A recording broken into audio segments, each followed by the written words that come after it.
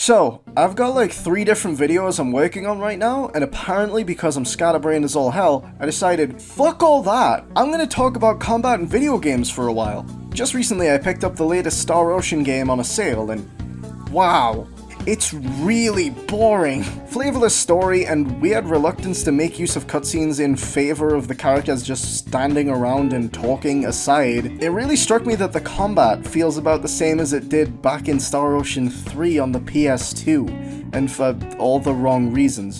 Now you might argue that this is largely due to the game being an RPG, and requiring certain systems to be in place while adhering to a certain amount of series tradition. Well, you would be correct.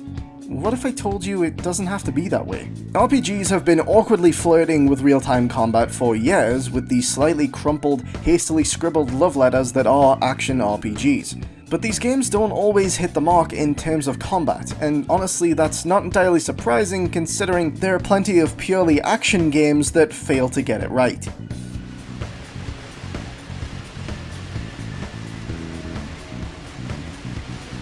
Don't worry, because this is by no means a hard and fast rule. There are certainly games out there that manage to blend both genres to create a sick-as-hell experience. Nier Automata is frequently held in higher regard than the original game purely because of the vastly superior combat.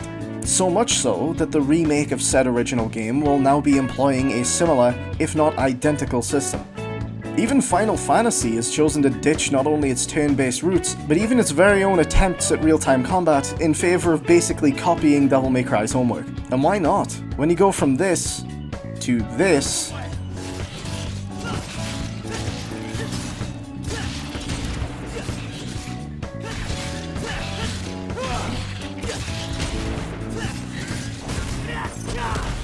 it can be hard to go back. Now, although this might sound like I'm decrying other types of combat systems, I'm really not. I find the strategy gameplay of Fire Emblem just as addictive as going utterly ballistic in Astral Chain. My qualms aren't with these other systems at all. If anything, I want games like Fire Emblem and Persona to retain their typical approaches to combat because they've seriously refined them at this point, to such a degree that anything else would likely be seen as a step back. This video is decrying games that at least possess some element of real-time combat, specifically the ones that continue to make little to no progress in that field despite Devil May Cry 3 setting the bar 15 years ago. I'm also not attempting to say that every game should be Devil May Cry, even if I probably wouldn't complain if they were. A pretty good example of a game using real-time combat in an effective way without going full wacky woohoo pizza mode is Breath of the Wild, where the game instead places a focus on being inventive with what you have at your disposal. Another example that also comes from Capcom itself is Monster Hunter, a game that typically requires you to watch attack patterns and plan ahead, prioritizing careful tactics over reaction speed. Usually. Real-time combat is often, and frankly should be, purposed in different ways.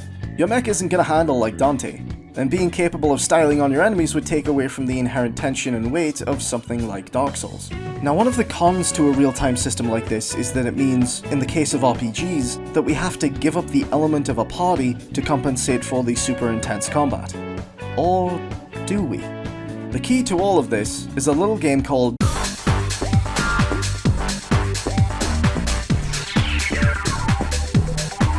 Yeah, that one. This is a game that came out almost 20 years ago, and despite having some solid real-time combat, also featured a party system. Was your party particularly helpful?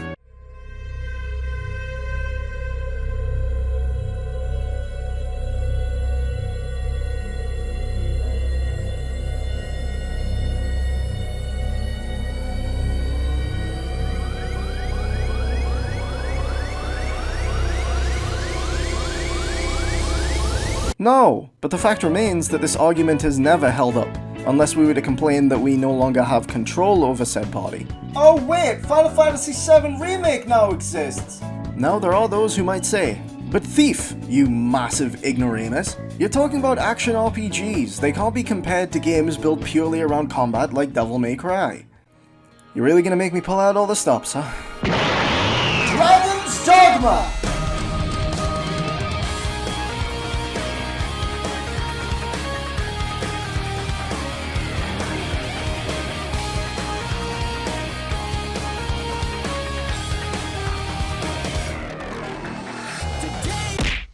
What's this? An action RPG with a party and wacky woohoo combat? We literally have Stinger, pack it up lads!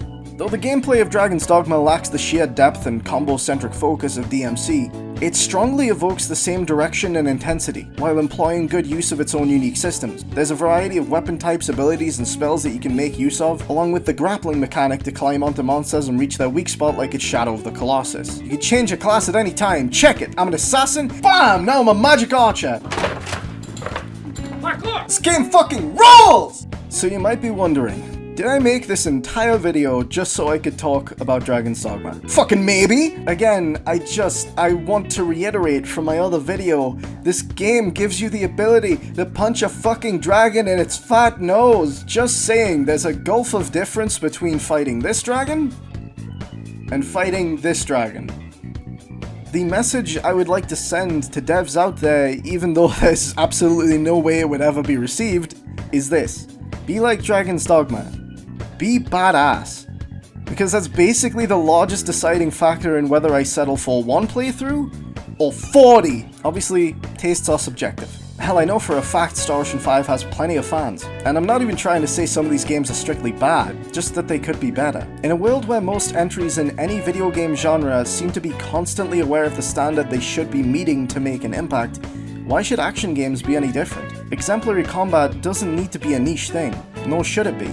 Video games as a whole are capable of way more than they used to be, so why not push that to its limits, instead of settling for some half-baked attempt? Games like Astral Chain and DMC5 continue to set the bar today, and it looks like this time, other devs are starting to take notice. At the end of the day, if you're gonna do something, you might as well aim for that sweet S rank. Thanks for watching. If you liked the video, feel free to subscribe or just let me know your thoughts in the comments. You can follow me on Twitter, and if you'd like to support my channel, you can either subscribe to my Patreon or donate directly via PayPal. Links can be found in the description below. Have a great day. I'll catch you next time.